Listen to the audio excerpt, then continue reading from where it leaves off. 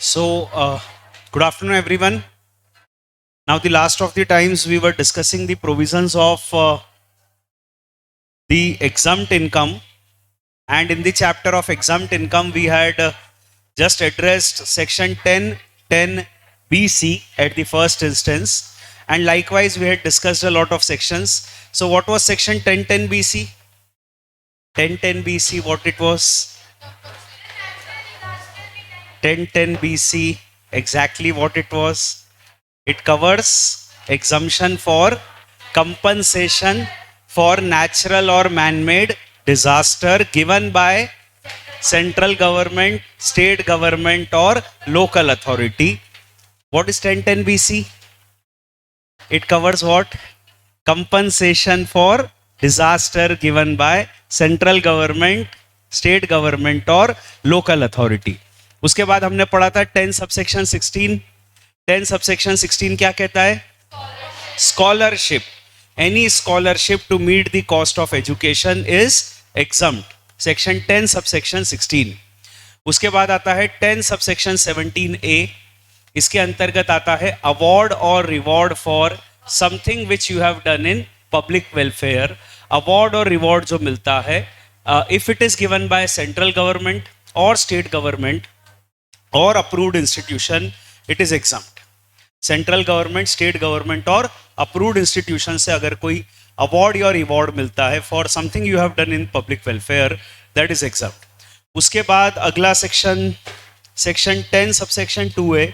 Partnership form से जो partner को शेयर ऑफ प्रॉफिट मिलता है वो एग्जम्प्ट. फिर 10 सबसेक्शन 2 HUF से जो मेंबर को शेयर ऑफ प्रॉफिट मिलता है वो एग्जम्प्ट. डबल टैक्सेशन को कवर करने के लिए ये दिया गया है. अगला सेक्शन था 10 subsection 11A. Sukanya Samriddhi scheme. ऐसी कोई स्कीम है गवर्नमेंट की, तो सुकन्या समृद्धि स्कीम में जो भी ब्याज मिलता है या जो मैच्योरिटी पे पैसा मिलता है वो एग्जम्प्ट है.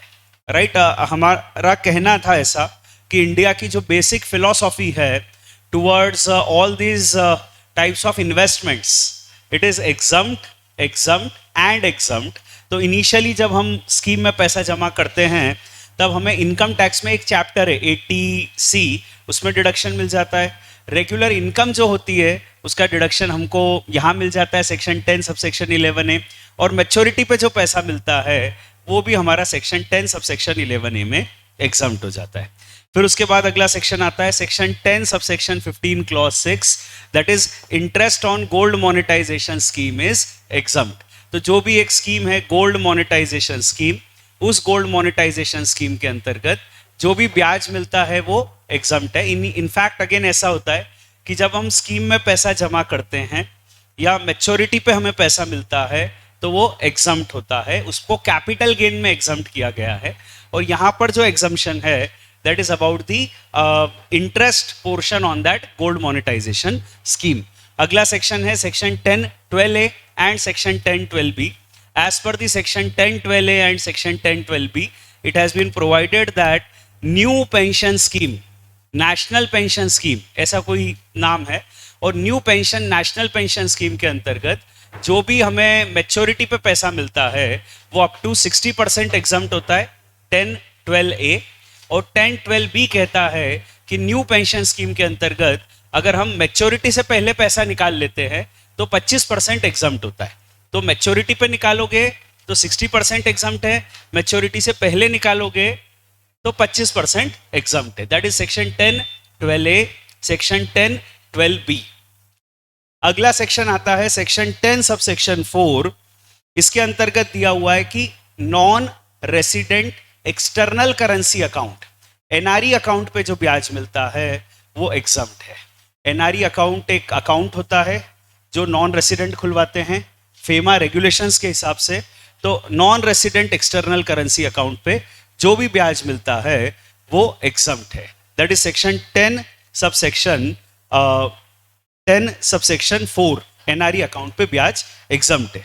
अगला सेक्शन है 10 सबसेक्शन 15, जिसके अंतर्गत आता है post office saving bank account. Post office में अगर कोई सेविंग बैंक अकाउंट खुलवाता है तो उस सेविंग बैंक अकाउंट पे जो ब्याज मिलता है वो 3500 रुपए साल का एग्जम्प्ट है. उसके ऊपर का जो पोर्शन है वो टैक्सेबल है। तो post office saving bank account is the next one. अगला सेक्शन हमने पढ़ा सेक्शन 10 सब सेक्शन 20, जिसके अंतर्गत दिया गया है कि लोकल अथॉरिटी की इनकम एग्जम्प्ट है। पर कौन कौन सी इनकम एग्जम्प्ट है वो हमने देखा। बेसिकली ऑलमोस्ट सारी इनकम एग्जम्प्ट है, जैसे capital gain, house property, other sources, और बिजनेस हेड में स्पेसिफाइड बिजनेस इनकम उनकी एग्जम्प्ट है। तो 3 हेड्स तो पूरी तरह से एग्जम्प्ट है। आखिरी हेड है स्पेसिफाइड बिजनेस इनकम, उसमें भी कहा गया है कि एक लिमिट तक या स्पेसिफाइड इनकम एग्जम्प्ट है। तो अल्टीमेटली लोकल अथॉरिटी को अगर टैक्स लगता है तो वो लगता है on other income other than specified business income. Political party की इनकम एग्जम्प्ट है सेक्शन 13A। 13A सेक्शन के अंतर्गत हमने ये पढ़ा कि पॉलिटिकल पार्टी की कौन कौन सी इनकम एग्जम्प्ट है। तो again house property income exempt है, अदर सोर्सेज इनकम एग्जम्प्ट है, कैपिटल गेन की इनकम एग्जम्प्ट है, और वॉलेंट्री डोनेशंस एग्जम्प्ट है। तो अल्टीमेटली पॉलिटिकल पार्टी को अगर टैक्स लगता है तो it is only and only on the business income, it is only on business income that is taxable. हालांकि पॉलिटिकल पार्टी की इनकम एग्जम्प्ट है, और एग्जम्प्ट तभी है जब ये 6 कंडीशंस फुलफिल हो जाएंगी। तो मेरे को लगता है कि कल आपने कंडीशंस रट ली होंगी। So what are these 6 conditions? Political party की इनकम एग्जम्प्ट है, तभी एग्जम्प्ट है जब ये 6 कंडीशंस फुलफिल हो जाएगी। यस, कौन कौन सी 6 कंडीशंस है? तभी जब ये कंडीशंस फुलफिल होंगी। Condition number 1, proper accounts are maintained. Condition number 2, accounts are audited. Condition number 3, 20,000 से ऊपर का डोनेशन अगर आपको मिलता है तो आप उसका नाम और पता रखते हैं, you maintain proper records of it. And condition number 5, 2,000 से ऊपर का डोनेशन मिलता है तो it should be only by way of account payee, cheque, account payee, draft etcetera. और condition number 4, representation of people's act के अंतर्गत आप एक रिपोर्ट फाइल करते हो। So that is condition number 4, annually representation of people's act में आपने report file की। And condition number 6, return of income is filed up to the due date of filing of return. तो अगर ये सारी की सारी कंडीशंस फुलफिल होती है तभी जाकर पॉलिटिकल पार्टी की इनकम एग्जम्प्ट होती है। और एग्जम्प्ट होती भी है तो बिजनेस इनकम के अलावा सारी इनकम एग्जम्प्ट होती है। बिजनेस इनकम तो इन एनी केस एग्जम्प्ट नहीं होगी। ठीक है, तो ये अपन ने सेक्शन 13A पढ़ लिया था। अब एक बहुत छोटा सा सेक्शन है सेक्शन 13B, बहुत ही छोटा सा सेक्शन है, फटाफट से अपना एड्रेस हो जाएगा। इसको भी पढ़ लेते हैं और फिर हम एक सेगमेंट हमारा खत्म हो जाएगा, और वो सेगमेंट है dealing with sundry exemptions. Sundry exemptions जो छोटे छोटे हैं वो अपन पढ़ लेंगे। हालांकि सेक्शन 10 में करीबन 80-90 एग्जम्पशंस है। अभी हम सारे 80-90 एग्जम्पशंस नहीं पढ़ रहे, अभी तो हम लिमिटेड कुछ एग्जम्पशंस पढ़ रहे हैं। बहुत सारे एग्जम्पशंस हैं जो चैप्टर स्पेसिफिक है, वो हम उस रेलेवेंट चैप्टर के साथ पढ़ेंगे। ये मैं पहले ही कह चुका हूं तो आई need not repeat it much. तो जो चैप्टर स्पेसिफिक एग्जम्पशंस हैं वो अभी अपन नहीं पढ़ रहे। तो एक छोटा सा एग्जम्पशन और बता देता हूं, 13B, ये भी पॉलिटिकल पार्टी के ही कंटिन्यूएशन में प्रोविजन है। ठीक है, ये प्रोविजन जो भी है it is in continuation to that discussion of political party. अभी है क्या ये समझो, इसमें लिखा हुआ है कि अप्रूव्ड इलेक्टोरल ट्रस्ट की इनकम एग्जम्प्ट है। तो यहां पर एक इंस्टीट्यूशन की बात है और वो इंस्टीट्यूशन है electoral trust. Electoral trust basically क्या होता है? ये पॉलिटिकल पार्टी का एक फंड रेजिंग इंस्टीट्यूशन होता है। अक्सर, बल्कि हम कहें कि हर पॉलिटिकल पार्टी का पक्का ही है कि एक इंस्टीट्यूशन होता है जो उनके बिहाफ पे फंड रेज करता है। ठीक है, अभी जैसे मान लो बीजेपी है, तो बीजेपी का एक फंड रेजिंग इंस्टीट्यूशन है ताकि चुनाव के समय इलेक्शंस के लिए उनको फंड मिल सके। So that institution is called as electoral trust. इनका काम सिर्फ ये होता है लोगों से डोनेशन लेना। तो जो डोनर है, जो पॉलिटिकल पार्टी को डोनेशन देना चाहता है, उनसे ये डोनेशन लिया जाता है और ये डोनेशन लेकर पॉलिटिकल पार्टी को फॉरवर्ड कर दिया जाता है। तो एक तरह का हम कह सकते हैं कि ये पार्किंग वाला कंसेप्ट हो गया कि पैसा आया, इलेक्टोरल ट्रस्ट में पार्क हुआ और पार्क होके वापस पॉलिटिकल पार्टी को चला गया। अल्टीमेटली पैसा जाएगा डोनर से पॉलिटिकल पार्टी को, पर उसको करने के लिए बीच में उन्होंने एक माध्यम बना दिया, एक इंस्टीट्यूशन बना दिया, और वो इंस्टीट्यूशन है इलेक्टोरल ट्रस्ट। इलेक्टोरल ट्रस्ट का जो बेसिक पर्पस है वो ये है कि वो फंड रेज करेंगे। उनका काम ही ये है, घर घर जाके चुनाव के पहले या लोअर लेवल पे रूटीन सब जगह जाकर वो फंड रेज करेंगे। तो उनका एक इंडिपेंडेंट फंड रेजिंग का इंस्टीट्यूशन है इलेक्टोरल ट्रस्ट।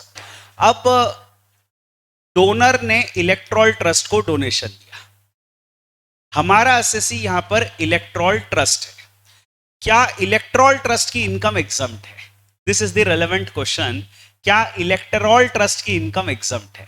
तो उसका सिंपल आंसर ये है कि इलेक्टोरल ट्रस्ट की इनकम एग्जम्प्ट है अगर इलेक्टोरल ट्रस्ट की इनकम एग्जम्प्ट है अगर इनको जो डोनेशन मिलता है उसका 95% मिनिमम वो पॉलिटिकल पार्टी को फॉरवर्ड कर देते हैं। तो उनको अगर मान लो 1 करोड़ का साल भर में डोनेशन मिला तो 1 करोड़ का 95%, 95 लाख वो पॉलिटिकल पार्टी को फॉरवर्ड कर देते हैं कम से कम। अब आप बोलोगे साहब बचे हुए 5 लाख का क्या करते हैं? तो उनके खर्चे होते हैं। 100 रुपए मिले तो 5 रुपए तो खर्चे हो ही जाते हैं ना उनको, वो खर्चे कर लो 5 रुपए में और बचा हुआ 95% वो पॉलिटिकल पार्टी को फॉरवर्ड कर देंगे। तो इट इज जस्ट पैसा रिसीव करते हैं और पॉलिटिकल पार्टी को ट्रांसफर कर देते हैं और कुछ भी नहीं करते, राइट। पैसा लिया लोगों से और वो पॉलिटिकल पार्टी को फॉरवर्ड कर दिया। उस बीच में जो इनके खर्चे हो गए वो 2-4% वो माइनस करके बचा हुआ पॉलिटिकल पार्टी को फॉरवर्ड कर देंगे। सो that is the basic provision which is section 13B। Not that relevant, बस इतना बात है कि इलेक्टोरल ट्रस्ट की जो इनकम है वो एग्जम्प्ट होती है। उनका काम होता है पॉलिटिकल पार्टी के बिहाफ पर पैसा लेना और आगे पॉलिटिकल पार्टी को फॉरवर्ड करना। Now with this we are done with one segment of the chapter, and that one segment is sundry exemptions. अब हमको सेकेंड सेगमेंट में जाना है, that is agricultural income. Agricultural income exempt होती है, वो अपने को पढ़ना है। बट यहां तक कोई डाउट हो तो अपन इसलिए रिजॉल्व कर लेते हैं सो दैट अपना डिस्कशन इस लेवल तक का कंप्लीट हो जाएगा। Yes,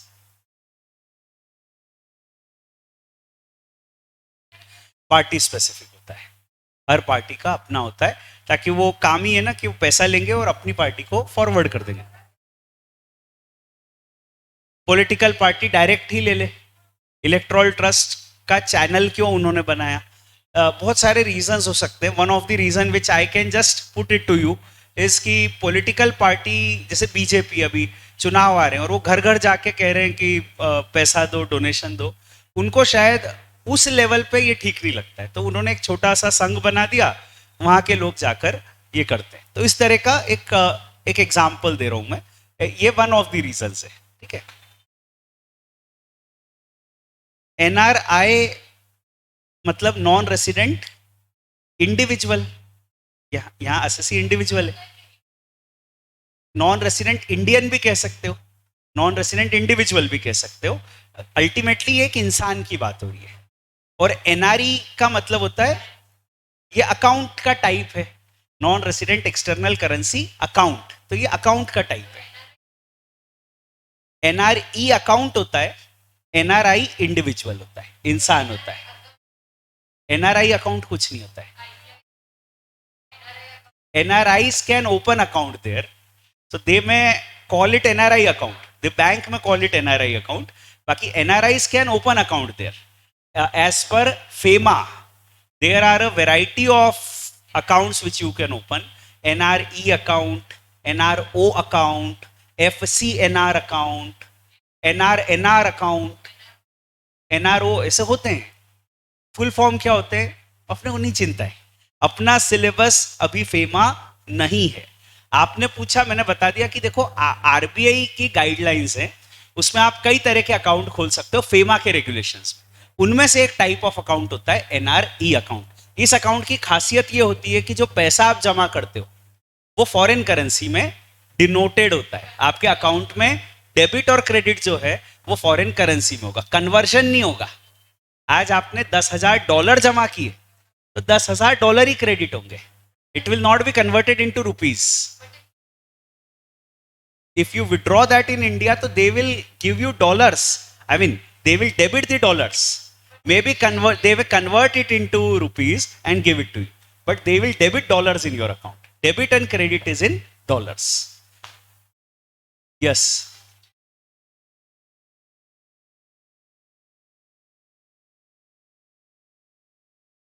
%95 of.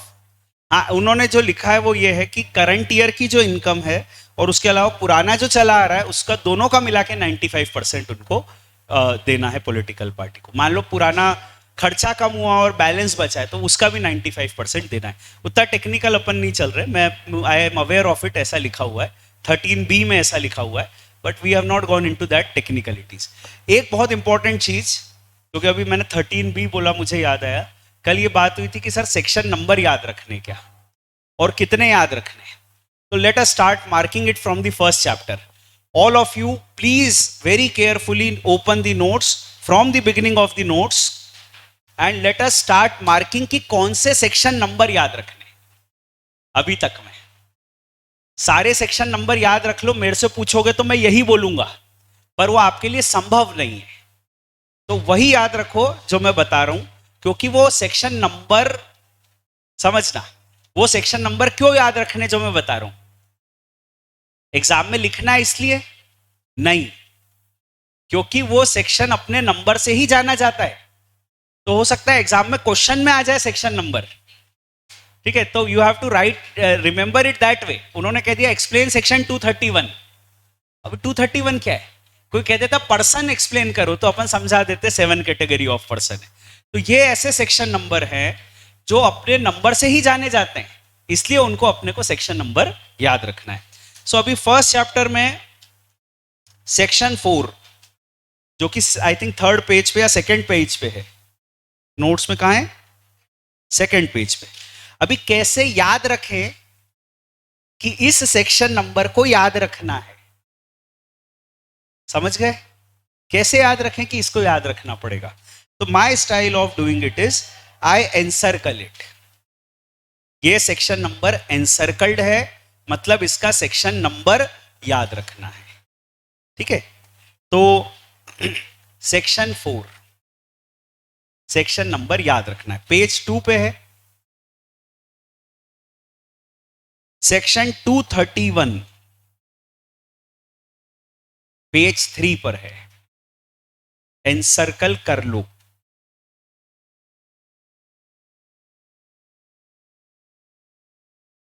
सेक्शन 224 पेज 4 पर है, इनकम की definition.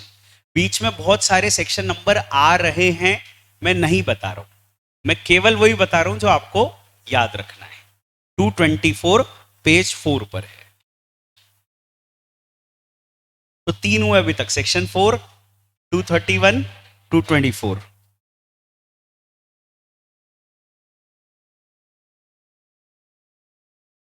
Then section 87A page number 10 पर है, सेक्शन 87A।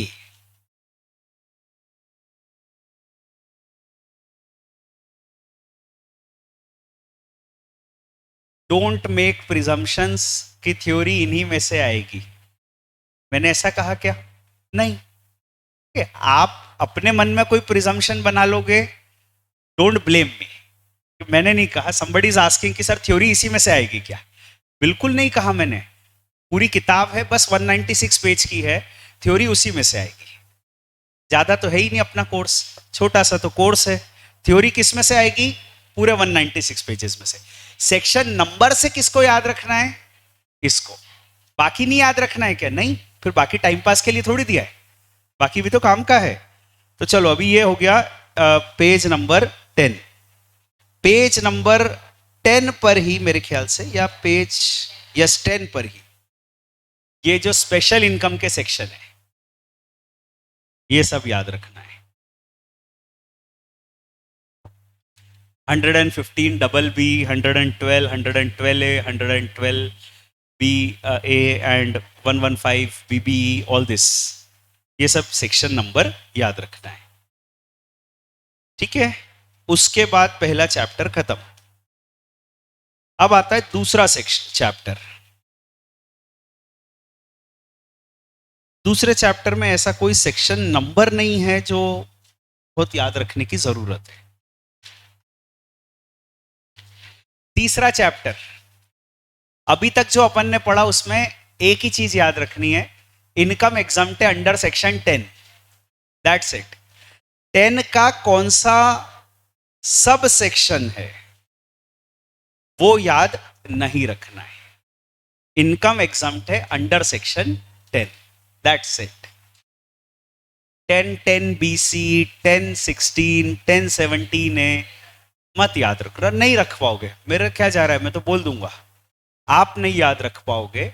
सो जो आपको याद रखना है वो मैंने बतला दिया। I think I am precise, you be precise while listening, don't blame me any day. मैं बहुत प्रिसीशन से बताने की कोशिश करता हूं क्योंकि मेरा सब्जेक्ट ऐसा है, थोड़ा भी इधर उधर नहीं हो, कोशिश यही रहती है। तो आप भी उतना प्रिसीशन से याद रखो, otherwise things are going to be clumsy. चलो ये हो गया, अभी ये पूरा हो गया अपना। क्वेरीज चल रही थी, क्वेरीज में और पूछ लेता हूं। Yes please let me know if anybody is having any queries. Not in this room, I will just come from that room. Let us see if anybody has any queries. Anybody having any queries? No queries? Yes, queries, please. हाँ, मैंने बताया ना कि पहले से तो यही concept चला आ रहा है कि पॉलिटिकल पार्टी को पैसा मिलता है। उन्होंने इलेक्टोरल ट्रस्ट क्यों बनाए? उनका कुछ कन्वीनियंस होगा। जैसे एक उदाहरण मैंने बताया कि उनको खुद से पैसा लेना में इतना कन्वीनियंस नहीं लगता है, शायद ये रीजन है जिसके कारण उन्होंने इलेक्टोरल ट्रस्ट बनाया। अपने को उस लॉजिक में नहीं जाना है कि उनने क्यों बनाया, ठीक है। या तो अपन उनसे पूछें कि आपने क्यों बनाया ये फंड, अपने को उस लॉजिक में नहीं जाना है। हाँ, उसका टैक्सेशन क्या है वो बता दिया, और लॉजिकली सोचने की कोशिश भी की अपन ने कि क्यों बनाया, तो मैंने आपको रीजन दिया, शायद इसलिए बनाया है।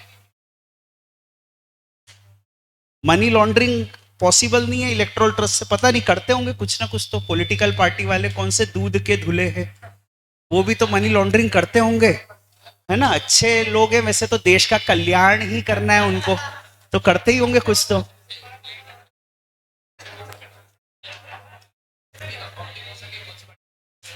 नहीं, एक ही पार्टी का रहता है ना सब। बीजेपी का इलेक्ट्रोल ट्रस्ट, कांग्रेस का इलेक्ट्रोल ट्रस्ट, अलग अलग अलग अलग अकाउंटिंग करने की जरूरत क्या है? एक ही इलेक्ट्रोल ट्रस्ट से सबको पैसा थोड़ी जा रहा है, अलग अलग है। वही मैं कह रहा हूं, एक ही ट्रस्ट से सबको पैसा नहीं जा रहा है। एनआरई अकाउंट नहीं समझ आ रहा है? एनआरई अकाउंट क्या होता है पक्का नहीं समझ आ रहा है? नाम याद रखो, बोलो एनआरई अकाउंट, बोलो, लेट अस से एनआरई अकाउंट, बोलो NRE account, NRE account, NRE account, NRE account. याद हो गया, रटा गया। समझ कैसे आएगा? क्योंकि आपने फेमा नहीं पढ़ा। Unless you study FEMA, how you will understand it? मैं आपको एक्चुअली फेमा तो पढ़ा नहीं रहा हूं, और वो अपने कोर्स में है भी नहीं, तो इसलिए आई एग्री आपको नहीं समझ आ रहा है। बिल्कुल कैसे आएगा? ऑब्वियसली नहीं समझ आएगा, पर जो है you have to accept it as it is. You don't have to see through it कि वो एग्जैक्टली क्या चीज है। जितना है मैंने अपनी तरफ से कोशिश की कि देखो फेमा में रेगुलेशंस में नॉन रेसिडेंट इस तरह के अकाउंट खोलते हैं, ये बता दिया।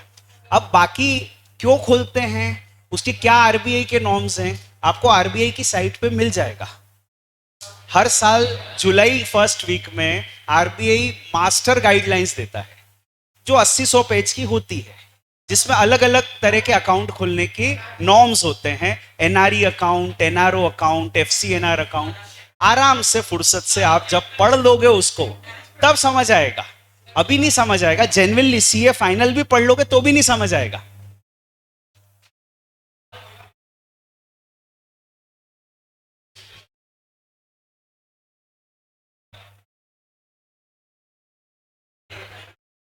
किसी और सर का है?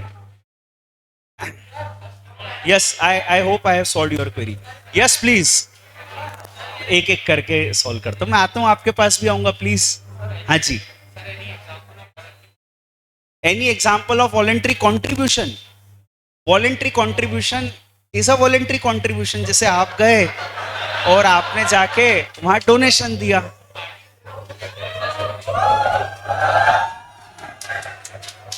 नहीं, आप कौन सा सेक्शन पूछ रहे हो? 30 ने पूछ रहे हो तो वॉलेंट्री कॉन्ट्रीब्यूशन किसको मिलेगा?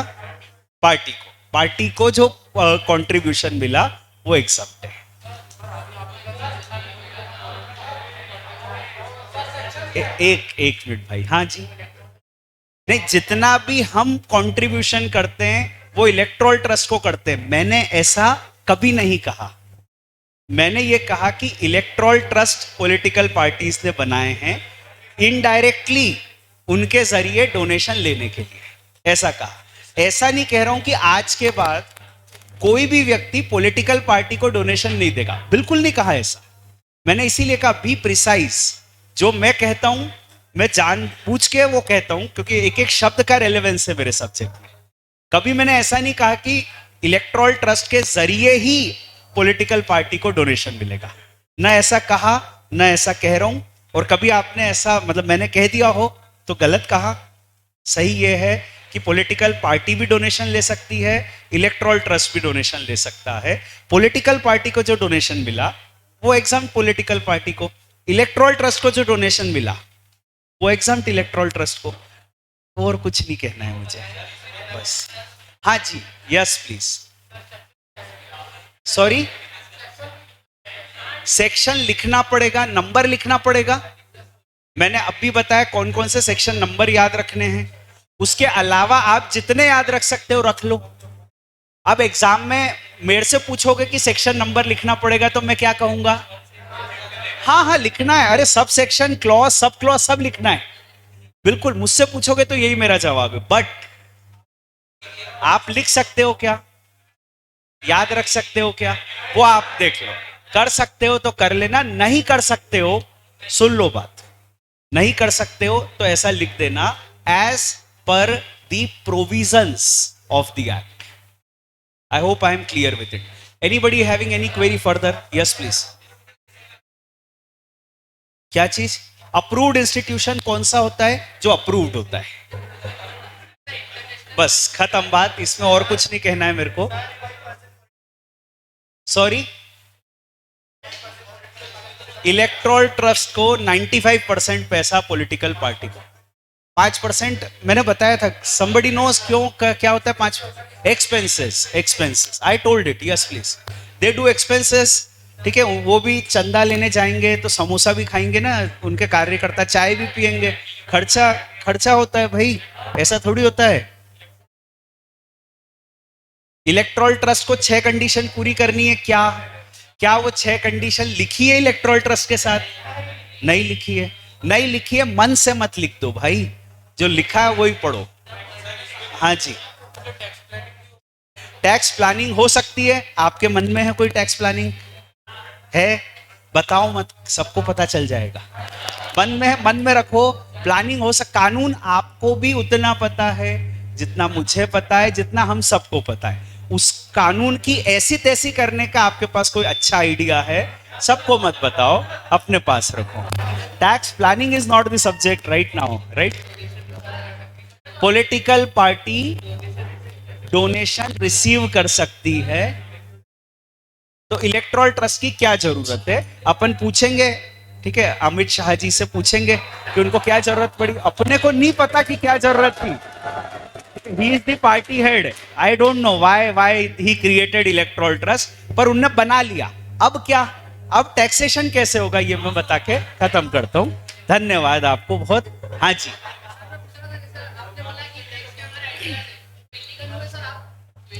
इलीगल है तो आपकी गलती है. कानून मैंने बता दिया. आपके आइडियाज लीगल हैं या इलीगल वो आप देखो, क्योंकि कानून आपके सामने है. बाकी लीगलिटी और इलीगलिटी मैं क्यों बताऊंगा? जितना हाँ बिल्कुल मुझे भी उतना ही पता है जितना आपको पता है.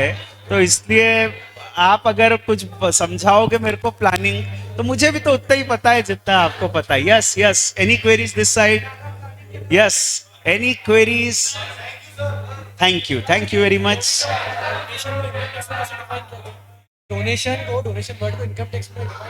डोनेशन वर्ड को इनकम टैक्स में डिफाइन किया है क्या? पता नहीं, मेरे को जेन्युइनली नहीं पता. आप सेक्शन 2 देख लेना, उसमें डिफाइंड होगा तो डिफाइंड है, नहीं तो जनरल क्लॉसेस एक्ट, नहीं होगा तो कॉमन सेंस. सच में नहीं पता मुझे, सच में नहीं पता. हाँ, donation is always in money और income. Donation is income. Income may be in money terms, may be in kind. Donation is income.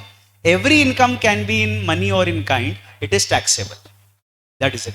That's it. चलो अभी ध्यान से अच्छे से पढ़ना, आगे बहुत इंपॉर्टेंट चीज बताऊंगा.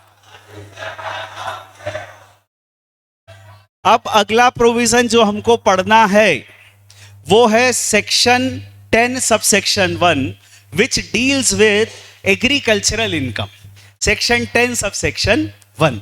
तो एग्रीकल्चरल इनकम आप अपने नोट्स में जब देखोगे, it comes on page number 22. Let's go to the page number 22.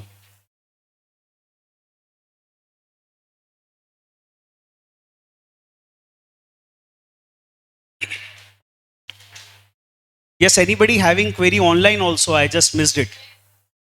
Online में आपकी क्वेरी थी, आप तो ऑफलाइन हो, पर ऑनलाइन के थ्रू आपने पूछी क्वेरी. अच्छा अच्छा, चलो. हाँ जी, यस प्लीज. सर, जिसने डोनेशन दिया तो उसे भी उतने अमाउंट का एग्जम्पशन मिलेगा क्या? क्वेरी बहुत अच्छी है. कि मतलब आपका क्वेरी ये है कि अभी हम कह रहे हैं कि पॉलिटिकल पार्टी की इनकम एग्जम्प्ट है. पॉलिटिकल पार्टी को डोनेशन मिला, उसकी इनकम एग्जम्प्ट है. पर जिसने डोनेशन दिया उसको क्या होगा?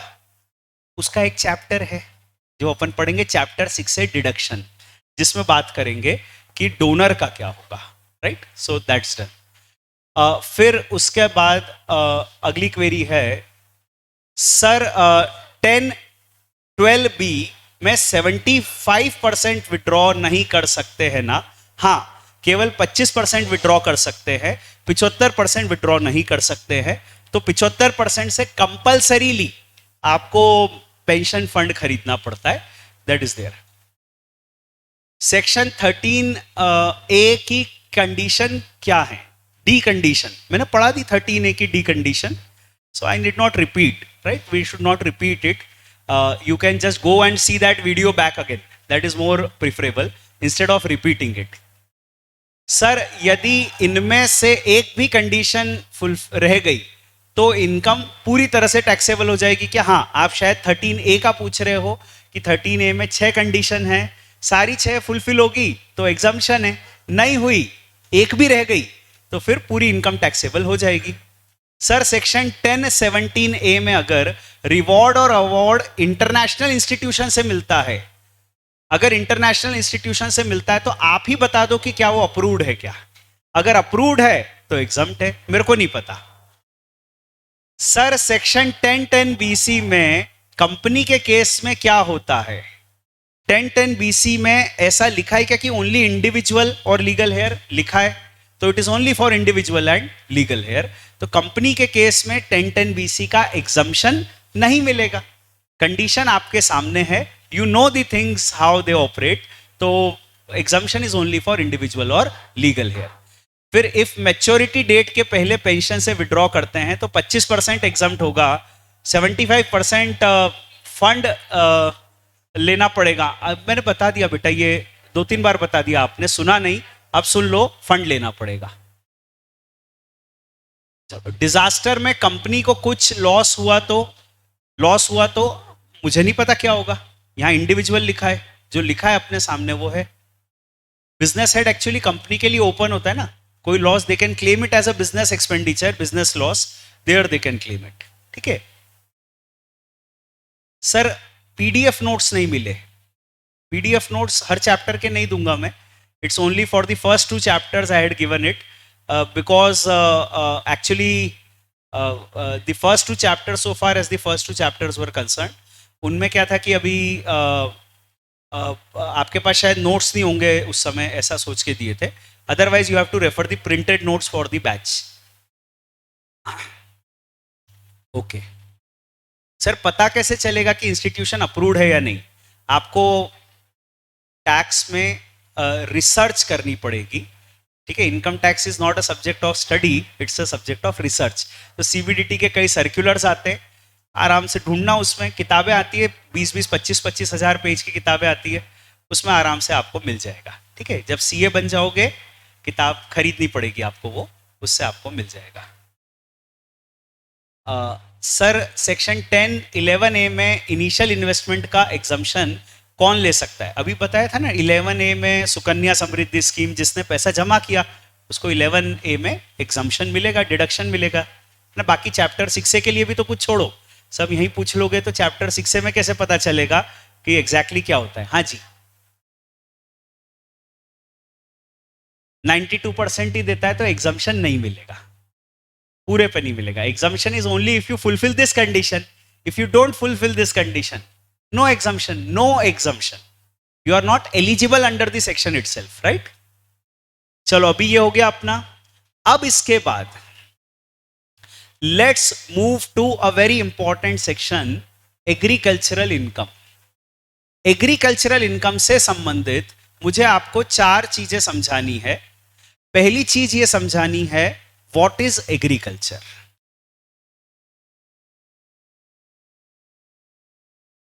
First and foremost, you need to know what is agriculture.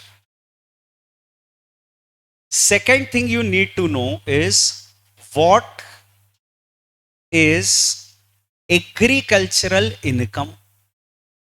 Second thing, that this is what you need to know. Third thing you need to know is जो भी एग्रीकल्चरल इनकम होती है वो एग्जम्प्ट होती है। And fourth and the last thing you need to know is, वैसे तो agriculture income exempt होती है, बट इनडायरेक्टली वो टैक्सेबल होती है। It is included for rate purposes, ठीक है। मतलब अगर मैं 1.5 घंटे इसको पढ़ाने की बात कर रहा हूं, तो अगर सिर्फ इतना ही होता कि एग्रीकल्चर इनकम एग्जम्प्ट है, जो हमको पहले से पता था, वो तो अपन ने सीए इंटर ज्वाइन किया, उसके पहले भी पता था कि एग्रीकल्चर पे टैक्स नहीं लगता है, राइट। पर अगर उतना ही होता अपना सब्जेक्ट मैटर, तो बात खत्म हो जाती। So there is something beyond that, and therefore we have to discuss it. So there are 4 issues we have to address. What is agriculture, इसका कोई सेक्शन नहीं है। दूसरी चीज है व्हाट इज एग्रीकल्चरल इनकम, इसका सेक्शन है सेक्शन 2 सब सेक्शन 1 है। It defines what is agricultural income. तीसरा सेक्शन है दैट इज एग्रीकल्चर इनकम, जो होती है वो एग्जम्प्ट होती है। इसका सेक्शन है सेक्शन 10 सब सेक्शन 1। सेक्शन 10 सब सेक्शन 1 इज द सेक्शन जो कहता है एग्रीकल्चर इनकम एग्जम्प्ट होती है। एंड आखिरी में आता है दैट इज एग्रीकल्चर इनकम जो भी होती है वो रेट पर्पसेस के लिए इंक्लूड होती है, इनडायरेक्टली टैक्सेबल होती है। इसका इनफैक्ट हर साल के बजट में फाइनेंस एक्ट आता है, और फाइनेंस एक्ट के पीछे होते हैं शेड्यूल, और शेड्यूल में होते हैं 4 पार्ट्स। पहले चैप्टर में बताया था, पार्ट 1 में करंट ईयर के रेट्स आते हैं, पार्ट 2 में टीडीएस के रेट्स आते हैं, पार्ट 3 में अगले साल के रेट्स आते हैं, और पार्ट 4 में एग्रीकल्चरल इनकम संबंधित प्रोविजन आता है। तो it is covered in part 4 each year, हर साल के बजट के फाइनेंस एक्ट के पीछे के शेड्यूल में पार्ट 4 में आता है ये, ठीक है। तो मुझे आपको ये 4 चीजें बतानी है। What is agriculture? What is agriculture income? It is exempt, but it is included for rate purposes. सबसे पहले मैं आपको बताता हूं what is agriculture. The word agriculture is not defined in the Income Tax Act, so you have to understand it in the common sense. Common sense में courts ने कहा agriculture का मतलब होता है field cultivation. एग्रीकल्चर का मतलब होता है फील्ड कल्टीवेशन।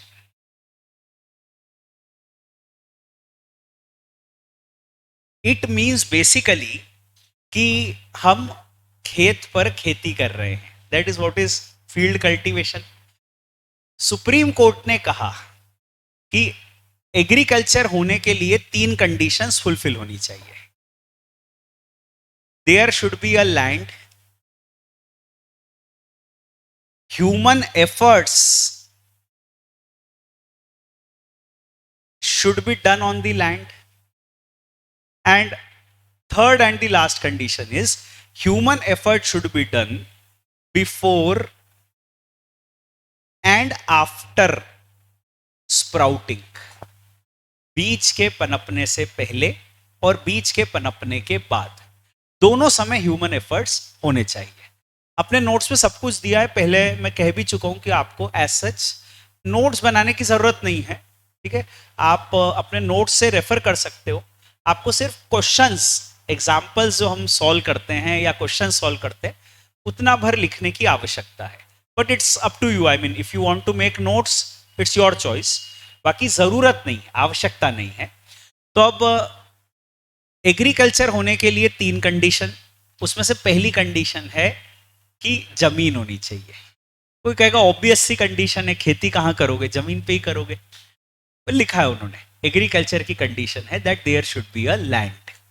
दूसरी कंडीशन है कि लैंड पर ह्यूमन एफर्ट्स करने चाहिए। तो आप कोई मेहनत करते हो, उससे फसल उगाते हो, वो मेहनत कब करनी है, तो वो थर्ड पॉइंट है कि मेहनत दोनों समय करनी है। बीज के पनपने से पहले भी मेहनत करनी है, जमीन साफ की, मैन्योर्स बिछाए, बीज डाले, जो भी एक्टिविटी आप करते हो वो किया आपने। फिर इरिगेशन किया, फिर बीज पनप गए, स्प्राउटिंग हो गया। स्प्राउटिंग होने के बाद भी आपको फर्टिलाइजर डालना है, इरिगेशन करना है, वीड्स को हटाना है, राइट, वो सब करना है, हार्वेस्टिंग करना है, वो सब करना है। तो दैट इज आफ्टर स्प्राउटिंग आपको ह्यूमन एफर्ट्स करना पड़ेगा। तो एग्रीकल्चर में आपको ह्यूमन एफर्ट्स करना है और दोनों समय करना है, तभी वो एग्रीकल्चर है, ठीक है। अब ये बेसिक कंडीशन अपने सामने, और इट इज इररिलेवेंट कि आपकी फसल क्या है, सिर्फ ये 3 कंडीशन फुलफिल हो गई तो एग्रीकल्चर है। हम खेती करते हैं और हम कोई एडिबल आइटम बनाते हैं, जैसे गेहूं उगाते हैं या चना उगाते हैं, तो वो भी एग्रीकल्चर है। या फिर कोई गन्ना उगाते हैं तो वो भी एग्रीकल्चर है। या फिर कॉटन उगाते हैं which is a cash crop, तो भी एग्रीकल्चर है। या कोई मेडिसिन उगाते हैं हम, कार्डमम उगाते हैं, या नीलगिरी की खेती करते हैं, यूकलिप्टस उगाते हैं, तो वो भी एग्रीकल्चर है। या फूल उगाते हैं, वो भी एग्रीकल्चर है। या फ्रूट्स उगाते हैं, वेजिटेबल्स उगाते हैं, everything is agriculture. Whether you make something edible, whether you make something non-edible, whether your crop is edible item, cash crop, anything. The only 3 conditions you have to fulfill is this: there has to be land, you have to do human efforts on land, and the human effort has to be done before and after sprouting. अगर ये तीनों condition fulfil हो जाएगी तो आप agriculture कर रहे हो। अब देखो कंडीशन जो दी गई है ये अपने सामने, मैं आपको एक चीज कह देता हूं कि इनकम टैक्स में क्या होता है कि हमको बहुत सारी क्वेरीज आती हैं। ऑब्वियसली अभी देखो we took almost more than half an hour to solve the queries. Agriculture income भी अपन पढ़ेंगे, बहुत सारी क्वेरीज आएंगी आपके मन में। इनफैक्ट एग्रीकल्चर इनकम के ऊपर कुछ 500 से 1000 पेज की किताब लिखी जा सकती है इनकम टैक्स में। इतना बड़ा सब्जेक्ट है, इतना ज्यादा लिटिगेशन है, कम से कम 25-30 हजार सुप्रीम कोर्ट, हाई कोर्ट के केसेस है इसके ऊपर।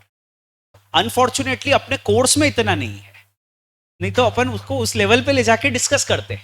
सीए कोर्स में मेरा कहना है सब कुछ होना चाहिए, ठीक है, ये सब चीजें होनी चाहिए, जो भी उस पर 25-30 हजार केसेस हैं, लिटिगेशन है, ये सब होना चाहिए, तभी तो रियल इनकम टैक्स आपको समझ आएगा। नहीं तो अधूरा सा समझ आ जाता है, आपको भी लगता है कि मजा नहीं आया। तो जैसे एनआरई अकाउंट वाली बात है, तो वो कैसे समझ आएगा। मेरा कहना है फेमा को भी इनकम टैक्स में डालना चाहिए।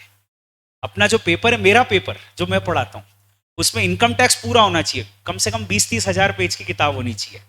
फेमा होना चाहिए, उसके अलावा एविडेंस एक्ट होना चाहिए, उसके अलावा 33 एक्ट्स की मैंने एक्चुअली एक बार लिस्ट बनाई थी। 33 एक्ट्स हैं जो अलाइड लॉज है, इनकम टैक्स में होना चाहिए। ये सब होगा तभी इनकम टैक्स आपको अच्छे से समझ आएगा।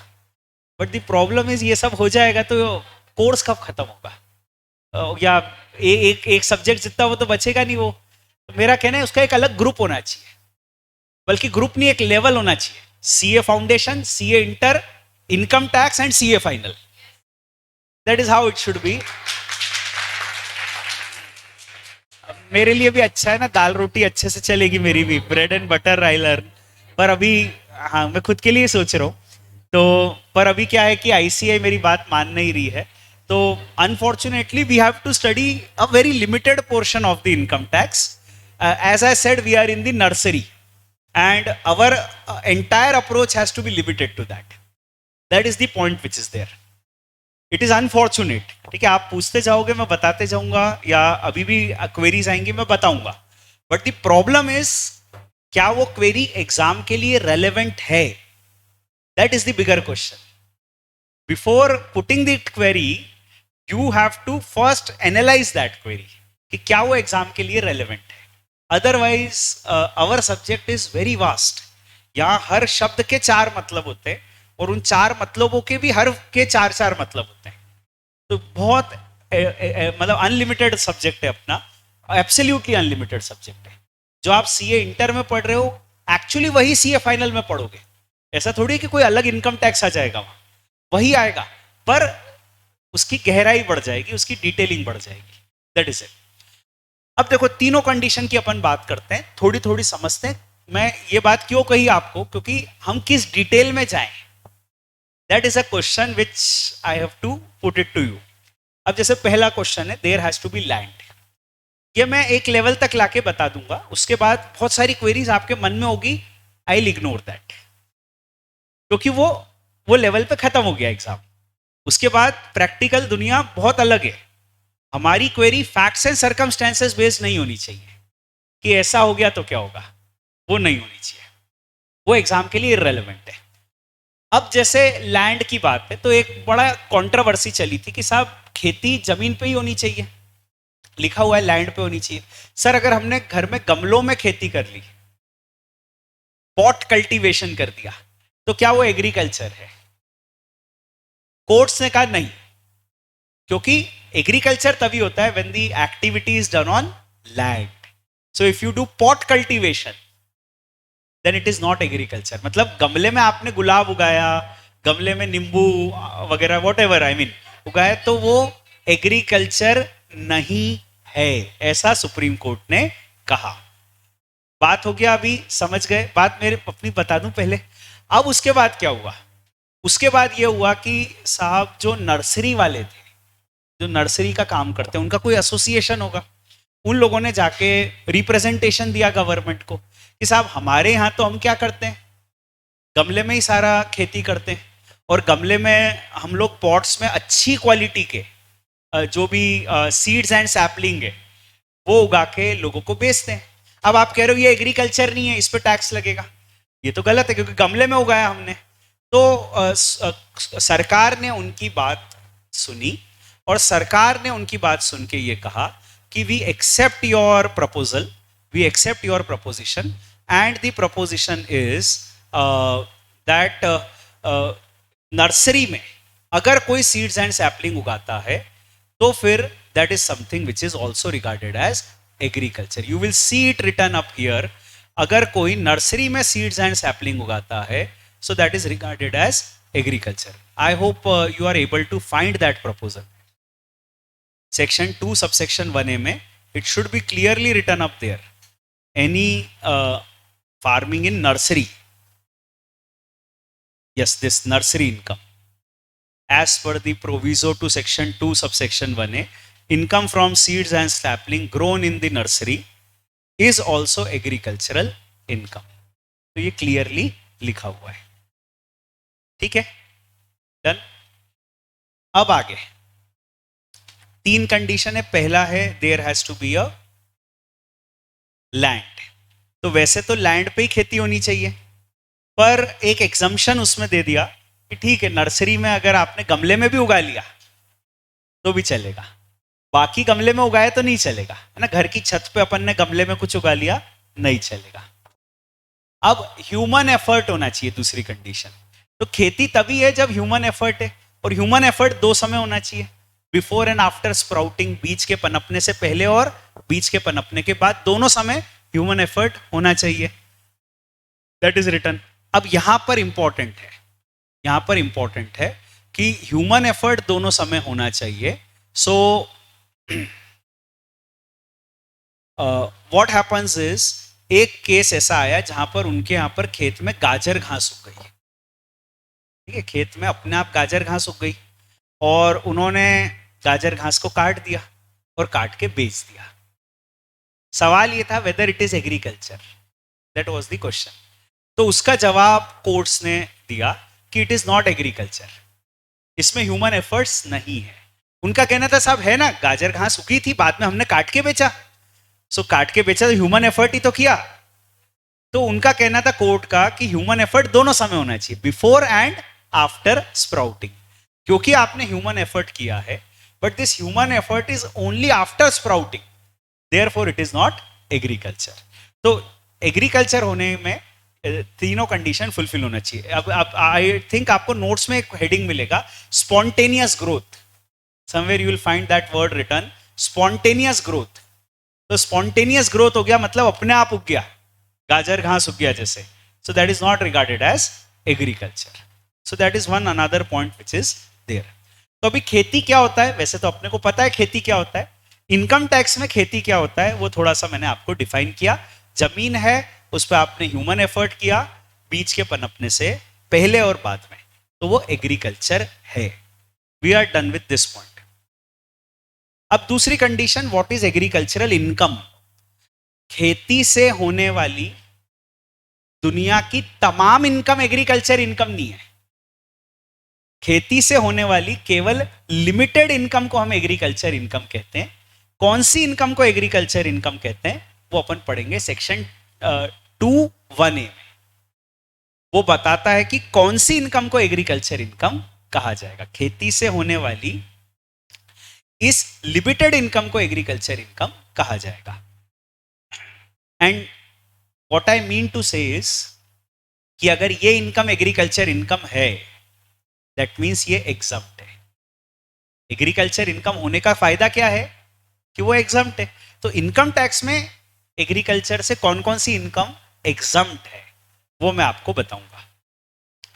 सेक्शन 2 सबसेक्शन 1(a), इसमें लिखा हुआ है agricultural income includes. So the definition which they have given of agriculture income is inclusive. Common sense में जो इनकम एग्रीकल्चर से होती है वो तो है ही, उसके अलावा ये भी एग्रीकल्चरल इनकम है. अभी कॉमन सेंस पे नहीं जाएंगे अपन, उसकी जरूरत ही नहीं पड़ेगी. ठीक है, कॉमन सेंस की कोई जरूरत नहीं है. We have to ignore the common sense. So right now our focus has to be only on the point which is written up here. अब यहां पे 3 इनकम कवर की गई है. नंबर 1, एग्रीकल्चरल इनकम इंक्लूड्स में 3 इनकम कवर की गई है. Number 1 point which is written is rent और revenue from agricultural land in India. एक तो मैं आपको पहले ही बता देता हूं ये बात कि जैसा हम पहले भी हमने कहा था कि एग्रीकल्चरल इनकम होने के लिए the basic criteria is that it has to be in India. पिछले चैप्टर में हमने कहा था कि एग्रीकल्चर इनकम अगर इंडिया में होती है तभी एग्जम्प्ट होती है. तो वही बात अभी भी मैं आपको कह रहा हूं कि एग्रीकल्चरल इनकम जो है वो तभी एग्रीकल्चरल इनकम है जब वो इंडिया में है. ये अभी भी कह रहा हूं, एग्रीकल्चरल इनकम तभी एग्रीकल्चरल इनकम है जब वो इंडिया में है. तो ये फ्रेज आपको तीनों क्लॉजेस में मिलेगा, इन इंडिया. और इसको अब मैं बोलूंगा भी नहीं, ठीक है, इसको एम्फेसाइज नहीं करूंगा. तो अब एग्रीकल्चरल इनकम पहली वाली कौन सी है, इसमें 2 इनकम है, एक है रेंट और दूसरा है रेवेन्यू. रेंट और revenue from agricultural land in India. So it is rent और रेवेन्यू. तो पहले मैं आपको समझाता हूं रेवेन्यू. समझो, अभी एक मान लो किसान है, और किसान है मान लो शैतान सिंह राजपूत. अभी शैतान सिंह राजपूत का एक खेत है, ये खेत में खेती करता है, फसल उगाता है और फसल उगा के बेचता है. ठीक है, तो ये एग्रीकल्चर इनकम कमा रहा है. He is earning revenue from agricultural land, it is exempt. दूसरा एग्जाम्पल कुछ ऐसा है, यहां पे पहले एग्जाम्पल में शैतान सिंह राजपूत का खुद का खेत है, he is the owner of the land. दूसरा एग्जाम्पल है कि अपना शैतान सिंह राजपूत जो है ना, ये शैतान सिंह राजपूत ने खेत किराए पर दे दिया और ये शहर आ गया सीए करने। शैतान सिंह राजपूत जो है अभी he is now in the city and he has come to the city, अभी वो शहर आ गया और वो शहर में सीए की पढ़ाई कर रहा है। ये खेत उसने गांव में किराए पर दे दिया छगन लाल को। छगन लाल गांव में खेती कर रहा है, ठीक है। छगन लाल जो है अब गांव में किराए के खेत पे खेती कर रहा है, उसने खेत किराए पे लिया और उसमें खेती कर रहा है। तो छगन लाल जो कि किराए के खेत पे खेती कर रहा है, क्या उसकी इनकम एग्जम्प्ट है? That is the first question. क्या छगन लाल की इनकम एग्जम्प्ट है जो किराए के खेत पे खेती कर रहा है? Is his income exempt? The answer is yes, उसकी इनकम एग्जम्प्ट है। छगन लाल की इनकम एग्जम्प्ट है क्योंकि वो खेती कर रहा है। खेती के लिए ये जरूरी नहीं है कि खेत की खुद की ओनरशिप हो।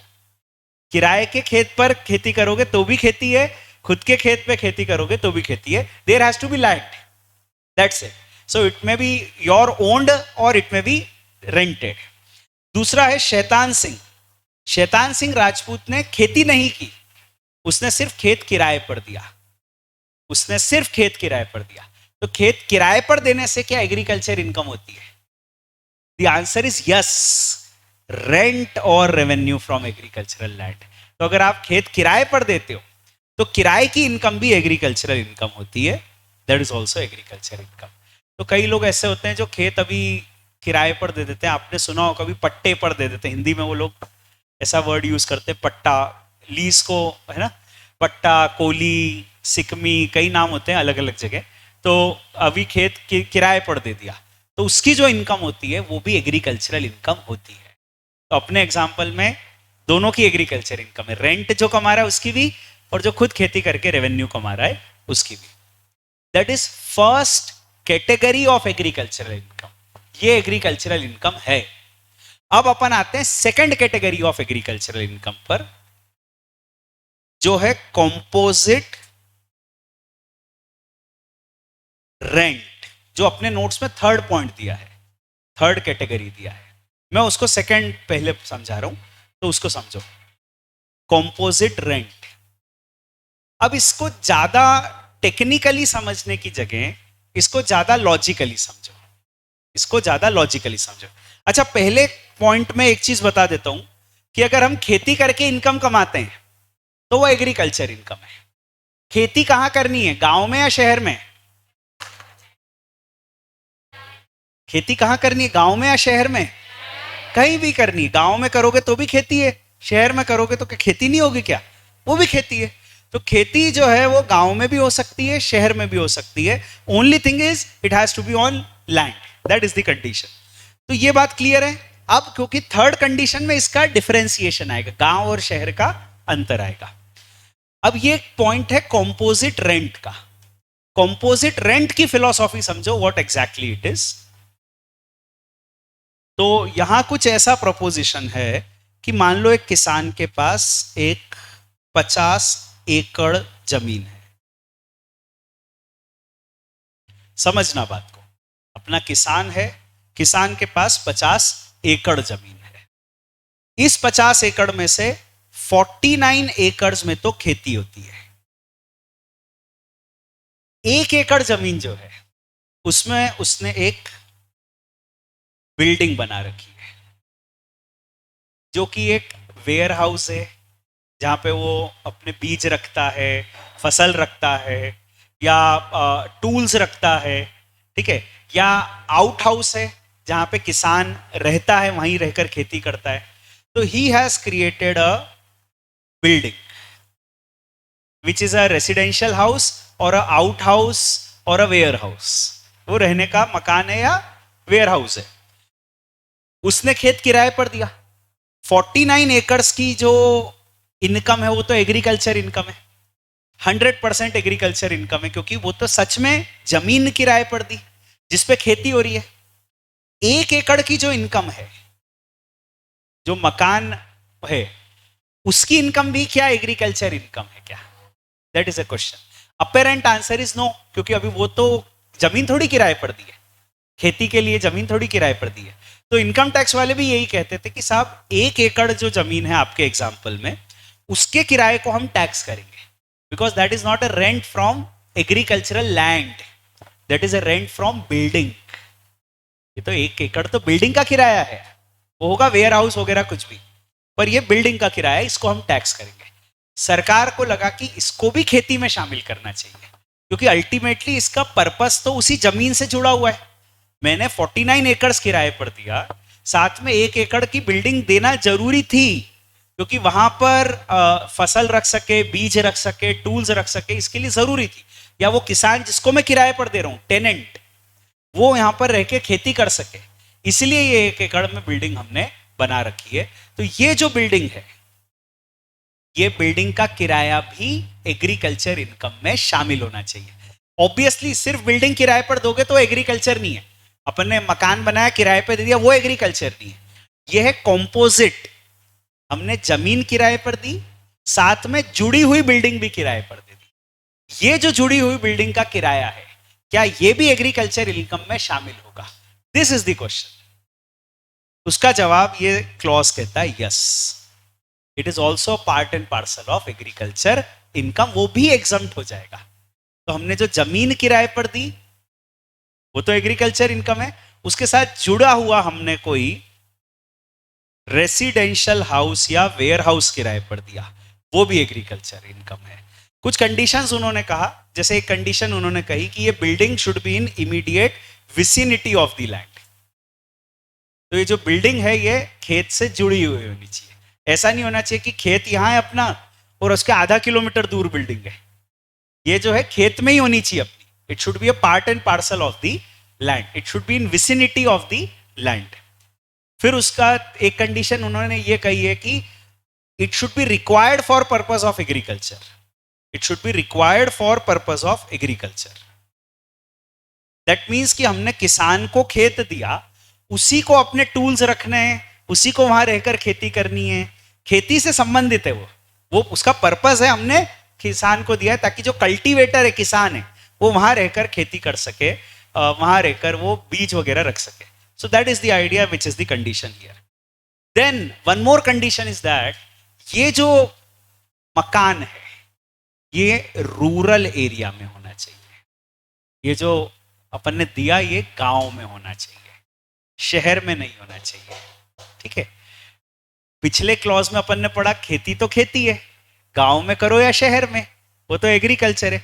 इस क्लॉज में अब मैं कह रहा हूं कि ये जो कंपोजिट रेंट है ये तभी एग्जम्प्ट होगा जब गांव में आप ये मकान दे रहे हो, गांव का ही.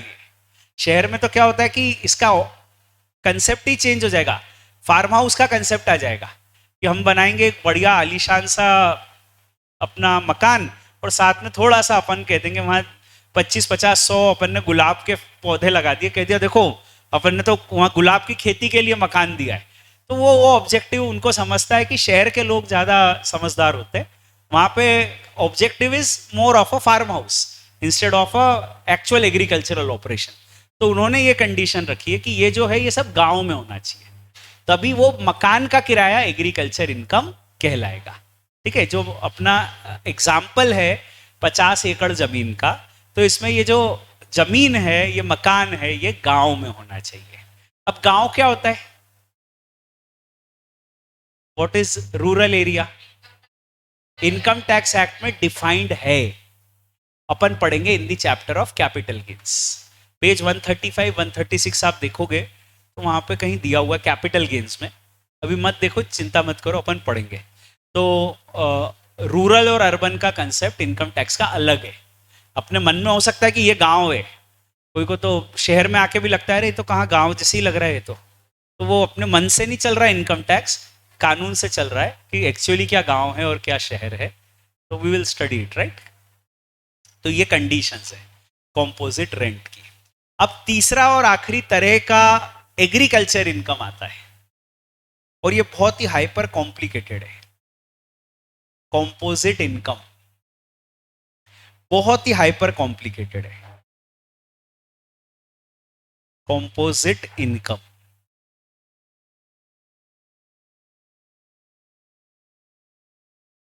थर्ड, इसको बहुत अच्छे से समझो. बहुत टेक्निकल है point.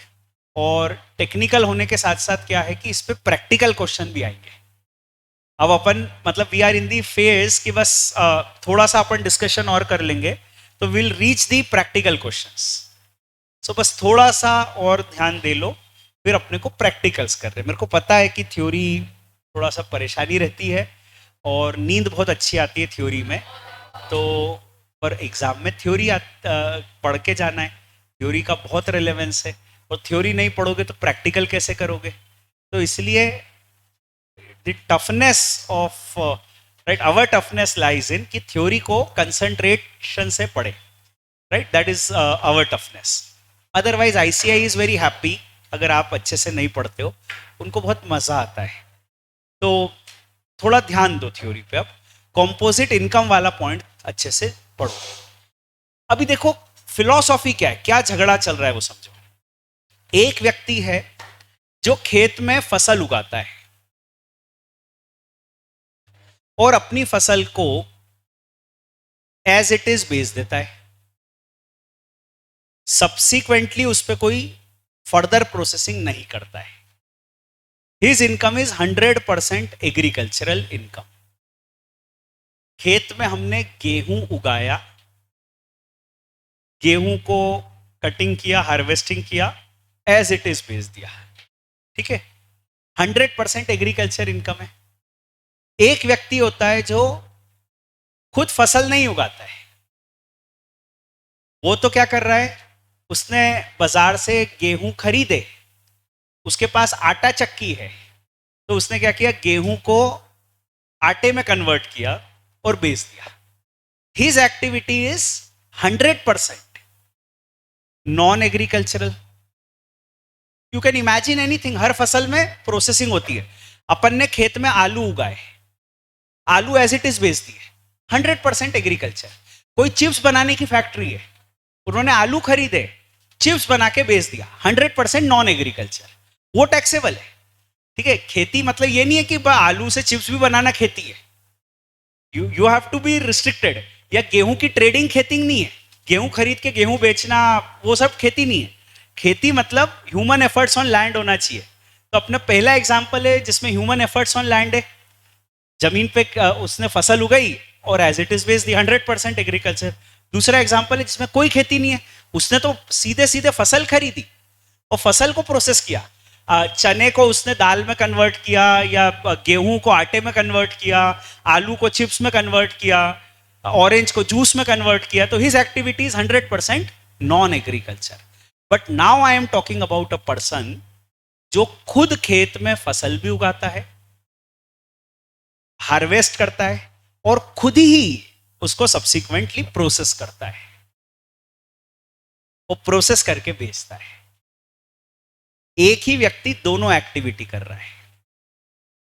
It happens in 99% of the crops कि आप फसल को हार्वेस्ट करने के बाद कुछ प्रोसेस करोगे और आपने उसको बेच दिया. अब जो खेत पर आपने एक्टिविटी की, बीज बोना, फसल उगाना, वो तो एग्रीकल्चर है. और हार्वेस्टिंग के बाद, कटाई के बाद जो आपने प्रोसेसिंग की, वो नॉन एग्रीकल्चर है.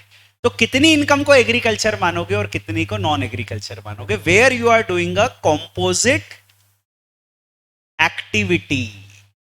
This is the question, composite activity. अब इसका जवाब देखो कानून में जो है. आप पहले कंसेप्ट ये समझ आना चाहिए कि अपना सिचुएशन क्या है. सिचुएशन ये है कि यही व्यक्ति खेत में गेहूं उगाता है, यही व्यक्ति उस गेहूं को आटे में कन्वर्ट करता है.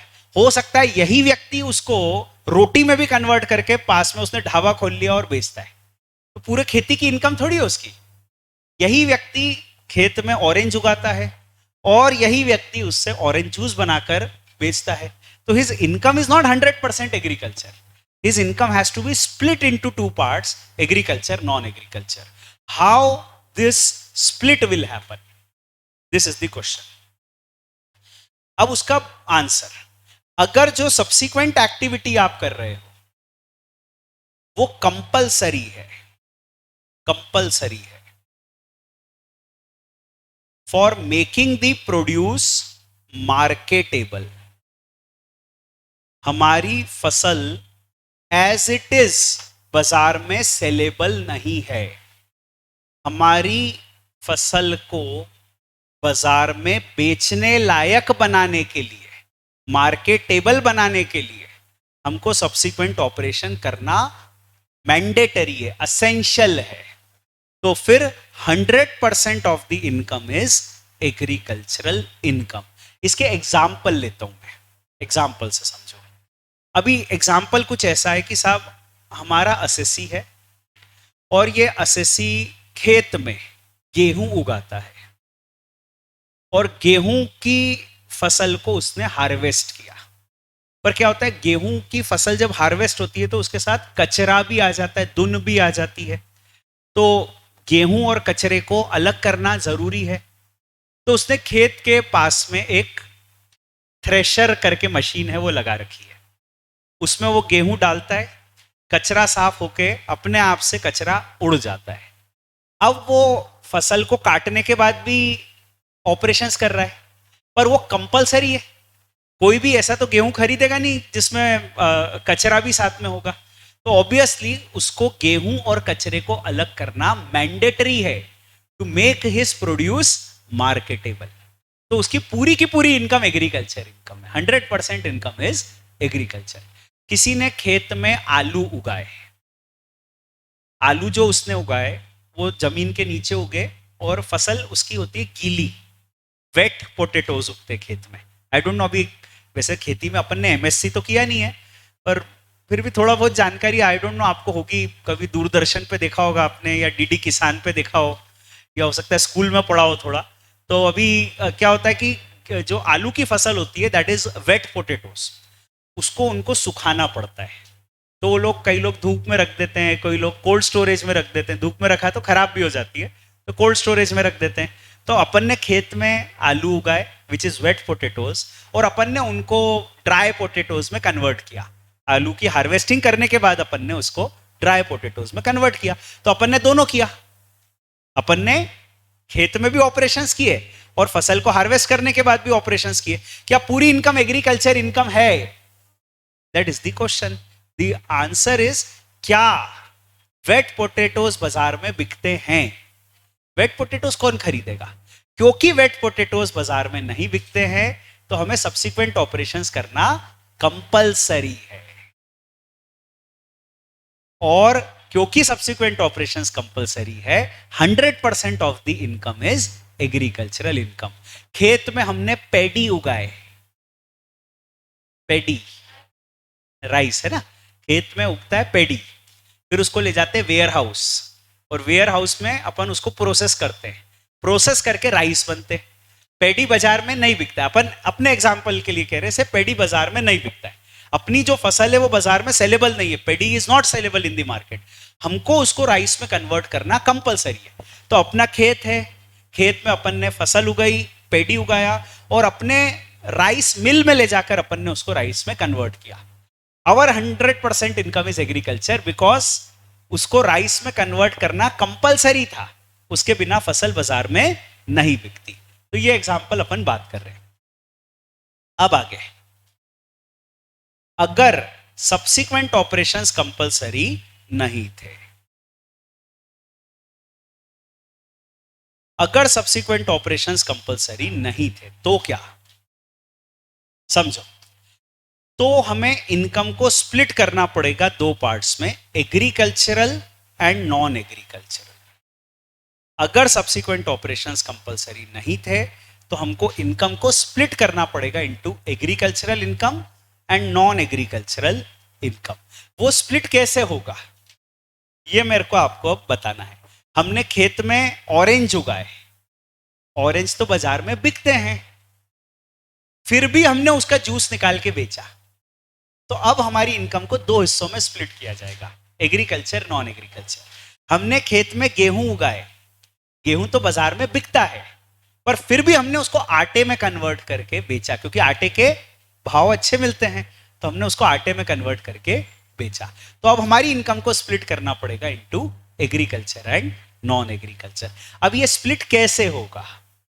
तो उसमें उन्होंने कहा टी, कॉफी एंड रबर में स्प्लिट का कंसेप्ट अलग है,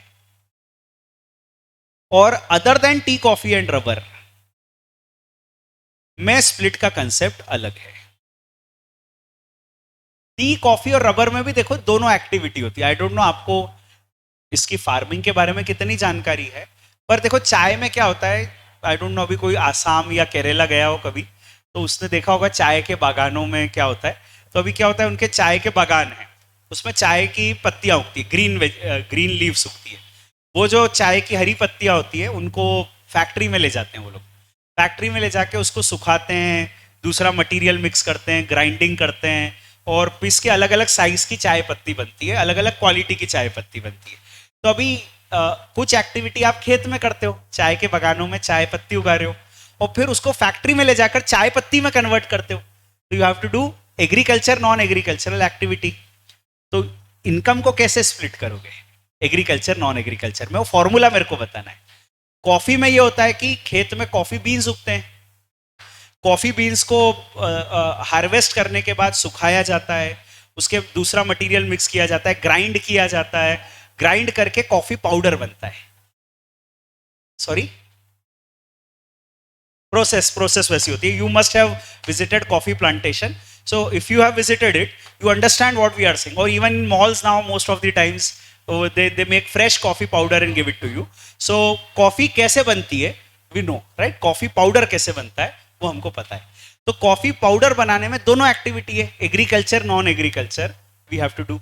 रबर के केस में खेत में उगता है एक फसल, स्कूल में पढ़ा होगा आपने, लेटेक्स का प्लांटेशन होता है। वो लेटेक्स को पेड़ में से निकालते हैं, उसको प्रोसेस करते हैं, प्रोसेस करके रबर बनता है। So you have to split the income into two parts, agriculture non agriculture, क्योंकि आपने कुछ खेत में किया, कुछ खेत के बाद ऑपरेशंस किया। So income has to be split into agriculture non agriculture. How it is done in tea, coffee, rubber? Tea, coffee, rubber का कंसेप्ट है यू स्प्लिट द प्रॉफिट। बात को सुनना, समझना, क्वेश्चन करोगे नहीं समझ आएगा तब, बता रहा हूं अभी से, इसलिए सुनोगे तो कंफ्यूजन कम होगा। अभी जैसे मान लो टी का प्लांटेशन है किसी का, टी का अभी फार्मिंग करता है वो, और टी ग्रो करता है, उसके केस में क्या करना है अपने को बनाना है एक P&L अकाउंट, जिसको अपन नाम देंगे कॉम्पोजिट P&L अकाउंट। इस कॉम्पोजिट P&L अकाउंट में अपन क्या करेंगे कि जो अपन ने चाय बेच के पैसा कमाया वो टर्नओवर लिख लेंगे। खेत में चाय उगाई, उससे चाय पत्ती बनी फैक्ट्री में, और चाय पत्ती बेची। मान लो टेक दिस एग्जांपल कि कोई गुडरिक टी है या टाटा टी है ना, कोई ऐसी कंपनी है, और अभी उन्होंने साल भर में 10 करोड़ का टर्नओवर कमाया, तो ये उनका रेवेन्यू हो गया चाय पत्ती बेच के। अब वो खर्चे डेबिट करेंगे, खेत के भी खर्चे, खेत में जो ट्रैक्टर है उसका डिप्रिसिएशन, जो भी मतलब टूल्स हैं उसका डिप्रिसिएशन, वहाँ पे वेजेस जो दी उन्होंने, फर्टिलाइजर, मैन्योर, इरिगेशन, इलेक्ट्रिसिटी, जमाने भर के जो खर्चे हैं वो डेबिट कर देंगे। फैक्ट्री में जो खर्चे हैं, स्टाफ को सैलरी, मशीन्स का depreciation, office expenses, etcetera etcetera etcetera, लंबा चौड़ा लिस्ट, वो डेबिट कर दिया। ये डेबिट करने के बाद प्रॉफिट आ गया। ये प्रॉफिट कॉम्पोजिट प्रॉफिट है, इसमें एग्रीकल्चर भी शामिल है, नॉन एग्रीकल्चर भी शामिल है। से अपने एग्जांपल में ये 550 का प्रॉफिट आ गया। इस प्रॉफिट को आपको स्प्लिट करना है into agriculture non agriculture in a given ratio. वो रेशियो आपके नोट्स में लिखा है। टी के केस में the ratio is 40-60, that means 40% is taxable business income, 60% is exempt as agriculture income. तो अभी जैसे अपना 550 का आया ना, तो 550 का 40% 220 is your business income, taxable income, and 330 is your exempt income, agriculture income. So this split you have to do. This split is the requirement of the section. you have to split the income into agriculture, non-agricultural income. This is the manner in which you have to do the tea, coffee and rubber. ठीक है, T में ये ratio 40-60 है, coffee में दो दिए हैं, coffee में एक दिया है 25-75. अगर आप कॉफी में प्रोसेसिंग कम कर रहे हो तो रेशो है 25-75, 25% इज टैक्सेबल. पर अगर आप प्रोसेसिंग ज्यादा कर रहे हो तो रेशो अलग दिया है, I think it is given 40-60. ठीक है, तो 40% इज टैक्सेबल. उसमें आप देखोगे वर्डिंग्स लिखी हुई है, ग्रोइंग, मैन्युफैक्चरिंग, ठीक है, रोस्टिंग, ग्राउंडिंग, ऐसा लिखा हुआ है. और फिर आगे लिखा है कि coffee grown, cured, roasted, grounded, etcetera etcetera. तो जहां ज्यादा ह्यूमन एफर्ट है, प्रोसेसिंग ज्यादा है, वहां पे 40% टैक्सेबल है. जहां कम ह्यूमन एफर्ट है वहां केवल 25% टैक्सेबल है. और रबर में 35-65 दिया है, आई थिंक वो रेशो 35-65 दिया होगा, है ना, ऐसे कुछ दिया है. ये रेशो याद रख के जाना है, चार्ट नहीं आएगा एग्जाम में. तो अब याद रखो 40-60, 25-75, 40-60 एंड 35-65 याद रखना है. ठीक है, अभी उन्होंने बोला टी, तो अपने को दिमाग में आना चाहिए 40-60. अच्छा, कंफ्यूजन क्या होता है कि 40-60 तो याद है, टैक्सेबल कौन सा है, 40 या 60? सिंपल है, जो कम है वो टैक्सेबल है. खेती ज्यादा है, जो कम है वो टैक्सेबल है. 40 टैक्सेबल है या 25% टैक्सेबल. ठीक है, जो कम है वो टैक्सेबल है. That is, I mean, the key rule to remember it, thumb rule to remember it. ठीक है, तो टी, कॉफी, रबर में स्प्लिट कैसे करोगे मैंने बतला दिया, कोई कंफ्यूजन इसमें नहीं होना चाहिए. Other than T, coffee, rubber में स्प्लिट का मैकेनिज्म अलग है, कल बताऊंगा. यहां तक में कोई कंफ्यूजन हो तो बता दो. You are asking, oh she was asking something. चलो, anybody having confusion? Yes sir, tea तो मार्केटेबल, अब टी में मार्केटेबल नॉन मार्केटेबल की थ्योरी खत्म हो गई ना, क्योंकि tea is always split into 40-60 if you do the processing. तो उनको पता है कि मार्केटेबल है कि नहीं, इसलिए उनने उसकी थ्योरी अपने आप से दे दी, अपने आप से उन्होंने थ्योरी दी. ये चार्ट बना हुआ है नोट्स में, तो you need not bother about making all this chart.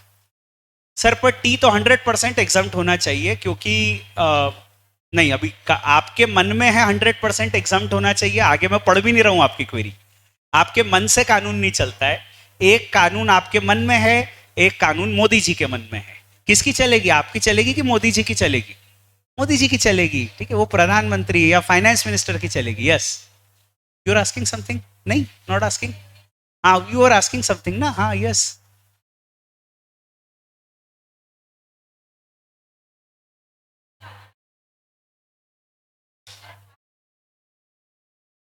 Half किसी अनाज, तो ह्यूमन एफर्ट तो है.